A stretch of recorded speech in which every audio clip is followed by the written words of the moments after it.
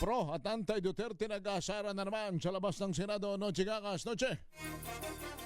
Henry at Miss Kay, muling nagkaasaran nga kanina yung pro-BBM at Duterte supporters dito sa labas ng Senado.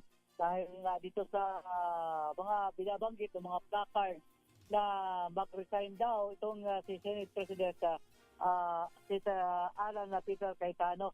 Kalos naman dito sa panawagan ng BDS supporters na dapat ituloy ang investigasyon ng flood control scam ng Blue Ribbon Committee. Problema dahil doon sa nangyari kanina, kaya nanggagalaitin na naman itong mga DDS supporters dito sa labas ng Senado dahil rason na nangyaring gusot sa loob ng Senado. Bantay sarado naman ngayon kay Henry at Miss Kay itong labas ng Senado, kaya nahihirapan na yung paglabas ng mga sasakyan dahil nga dito sa mga tambak na mga pulis, at inaasahan din na bukas madagdagan pa yung bilang ng mga kapulisan dahil sa posibleng pagbabalik ng pro-BBM.